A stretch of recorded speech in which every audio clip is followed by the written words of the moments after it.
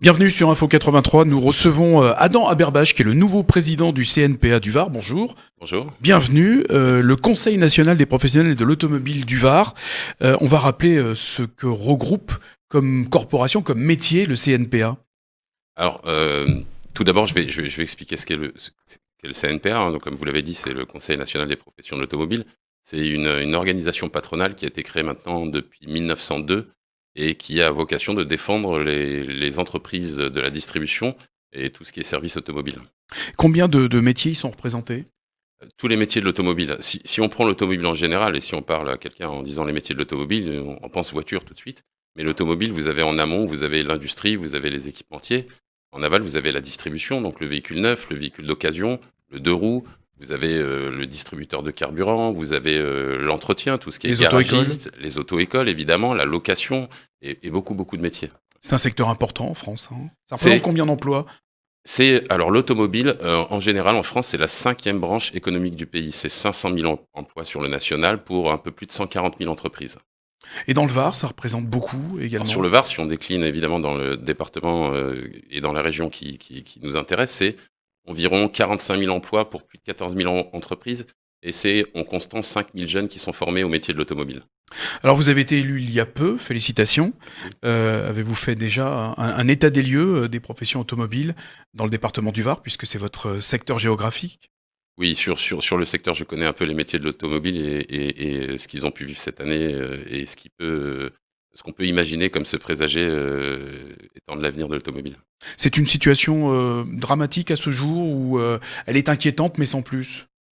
Alors, elle n'est pas dramatique, elle est au reflet de ce qu'on a vécu, comme beaucoup de commerces en 2020, ouverture, fermeture, refermeture, enfin voilà, c'est une année qu'on va rester... Chaotique. Voilà, tout à fait. Alors justement, la crise et ses conséquences, y a-t-il eu à ce jour, et y a-t-il à ce jour un changement dans les comportements d'achat ?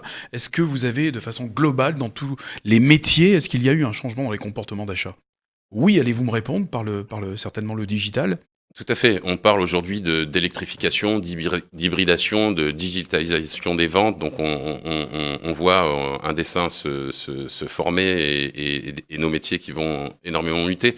C'est l'importance du CNPA, comme je le disais tout à l'heure. Cette organisation a différentes vocations. Elle a vocation à être associée à tous les échanges qui vont y avoir lieu au niveau des pouvoirs publics locaux, nationaux, européens. Elle va être associée aussi à toutes les réflexions et les travaux menés par le gouvernement, les parlementaires, les administrations.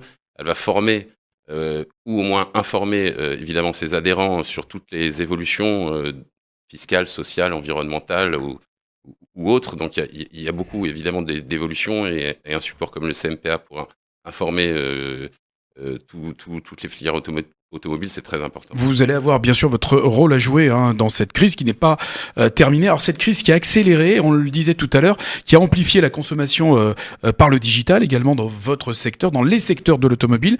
Est-ce qu'ils se sont adaptés, tous ces secteurs automobiles ? Alors, le sujet de la digitalisation des ventes, principalement, si on reste sur la distribution, c'est quelque chose qui inquiète le milieu automobile, à savoir quelle va être notre valeur ajoutée quand vous avez un concessionnaire, qu'il soit moto ou autre, auto.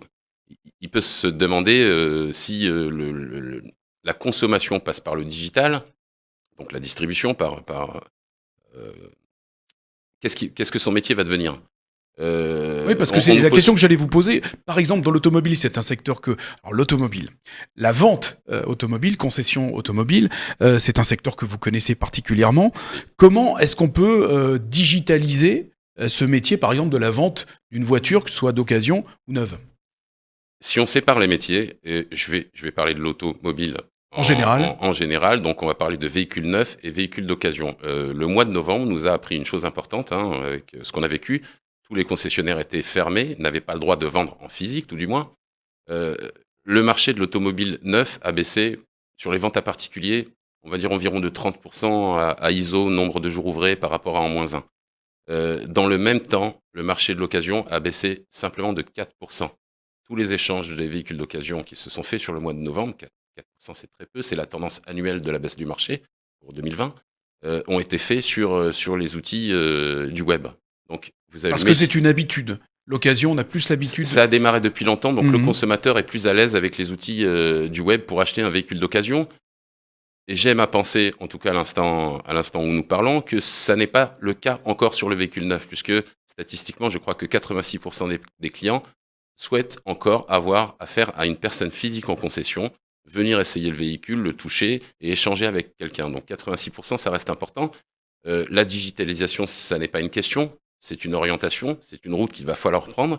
Et le CNPA, comme beaucoup d'autres acteurs du monde de l'automobile, travaille sur le sujet pour qu'on puisse anticiper. Une des actions du CNPA aussi, ça va être anticiper nos métiers. On sait qu'on est dans des métiers qui sont en pleine mutation, voire à certains niveaux une quasi-révolution.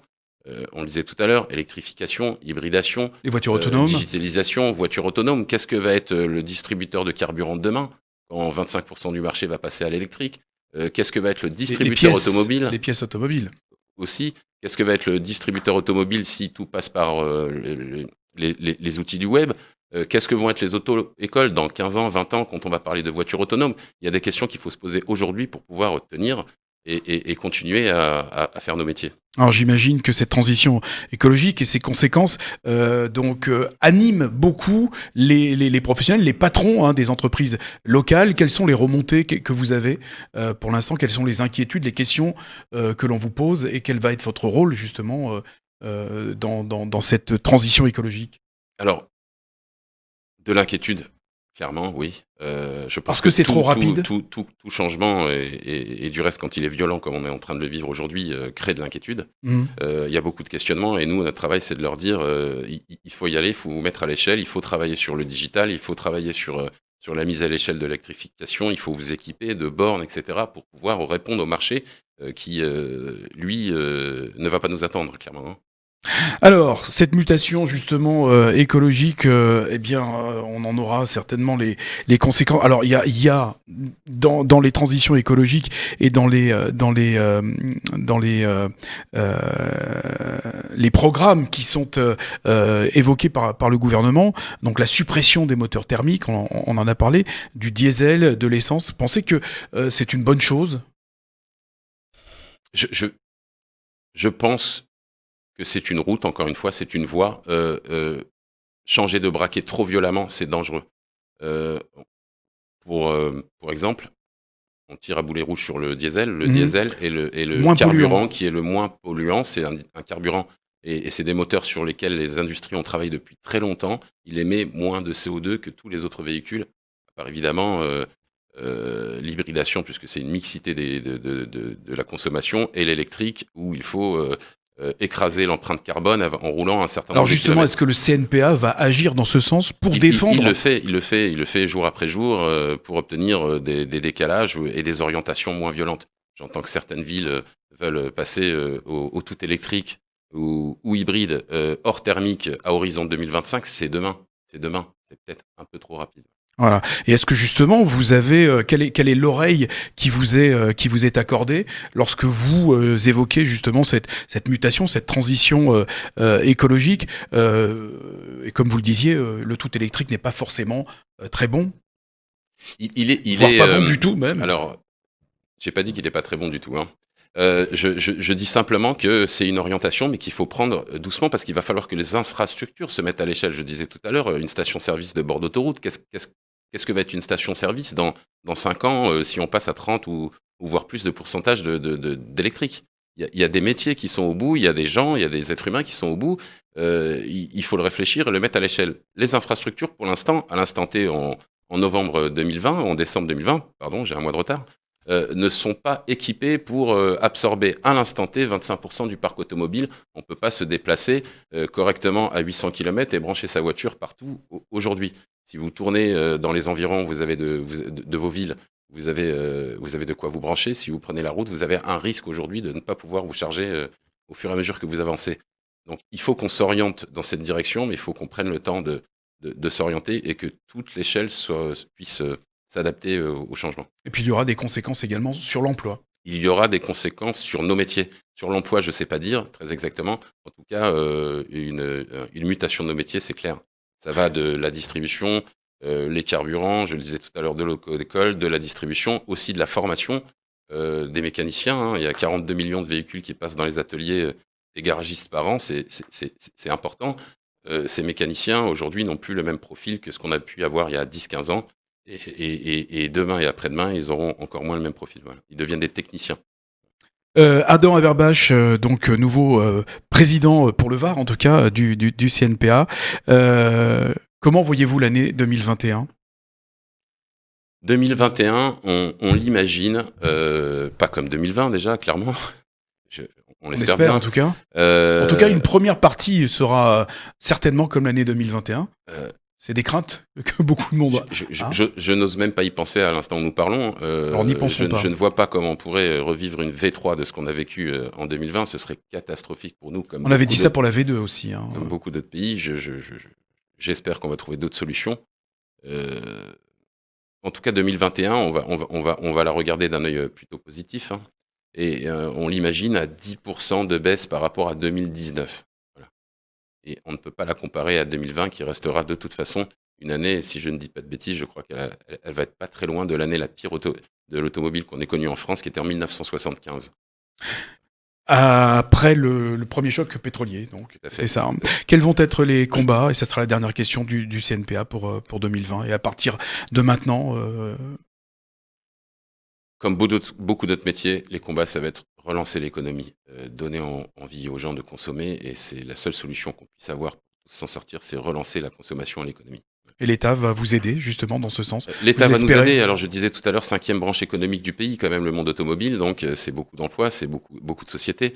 C'est environ 40 milliards d'euros de taxes diverses et de redevances d'État qui sont versées par le monde automobile sur le territoire français. Il faut qu'on reprenne, il faut que le commerce reparte, il faut que l'économie reparte. C'est important pour tout le monde. Alors justement, une question en amène une autre. Finalement, je disais la dernière question. Et là, j'espère que ça sera la dernière. Il n'y a pas un effet pervers, justement. Et est-ce que le secteur automobile ne va pas maintenant devoir faire avec les aides de l'État pour maintenir une certaine consommation ? Enfin, certaines ventes. C'est une aide. À chaque fois qu'il y a une aide de l'État, c'est une aide à vendre un peu plus de voitures. Et c'est surtout une aide pour le consommateur pour pouvoir acquérir des voitures. Et des voitures peut-être auxquelles il n'avait pas pensé auparavant. On a besoin de ces aides, évidemment. Je ne pense pas qu'on soit sous perfusion de ces aides globalement, puisqu'elles concernent très souvent peu de personnes, ou en tout cas pas toutes les personnes. Et année après année, on s'en sort. Voilà. Adam Aberbach, merci d'avoir répondu à ces questions. Merci à vous. On vous souhaite de belles fêtes de fin d'année. Merci. Et on se retrouvera certainement l'année prochaine. Merci. Merci de nous avoir suivis sur Info 83.